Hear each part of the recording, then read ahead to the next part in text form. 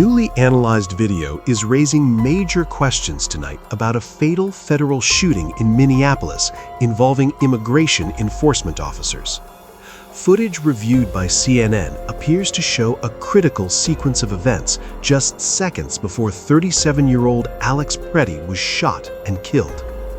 According to CNN's frame-by-frame analysis, a federal officer appears to remove a gun from Pretti's waistband during a struggle moments before other officers opened fire.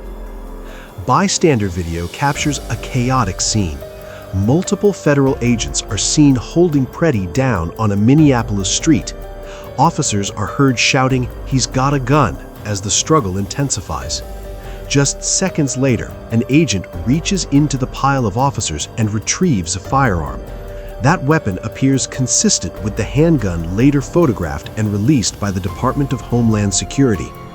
From that moment, just over 1 second passes before the first shot is heard. At least 9 more follow in rapid succession as Pretti lies face down on the pavement. Importantly, in the footage reviewed so far, Pretti is never seen pointing or holding the gun. Earlier video clearly shows him holding only a cell phone. What led up to the shooting? The encounter began minutes earlier as federal agents were conducting an operation in South Minneapolis. Bystanders recorded video, honked car horns, and voiced objections to the unfolding scene.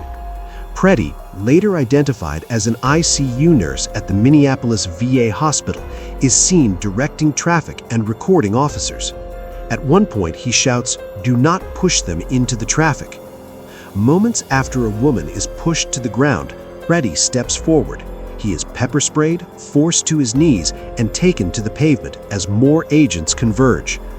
During the struggle, one agent in a gray jacket reaches down, removes a handgun from Pretti's waistband, and walks away from the pile. Almost a minute after the gunfire, video picks up an exchange between officers. One asks, "Where's the gun?" The agent responds, "I got the gun." Official statements and questions. Did the 37-year-old who had a license to carry, did he brandish a gun? And at what point did law enforcement retrieve the gun and also the magazines from him? Can you offer clarity on where This those individual were found? showed up to impede a law enforcement operation and assaulted our officers. They responded according to their training and took action to defend the officer's life and those of the public around him.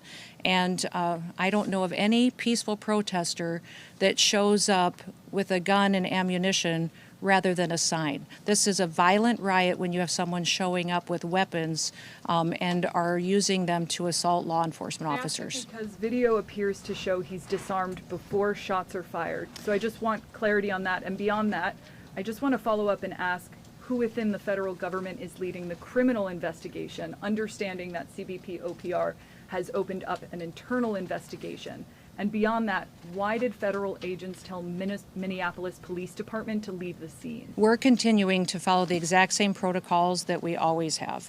And so this investigation is ongoing. We're continuing to gather the facts as they unfold throughout that. And we'll do it just like we did under the entire Trump administration and previous administrations. Nothing has changed, and we'll continue to release details as we have them. But I want you to not distract away from the facts of this situation. Our law enforcement officers were there doing a targeted operation against an individual who was in this country illegally and had a criminal conviction for domestic assault with intent to do bodily harm and other convictions as well. This individual went and impeded their law enforcement operations, attacked those officers, had a weapon on him and multiple dozens of rounds of ammunition, wishing to inflict harm on these officers, coming brandishing like that and impeding their work that they were doing.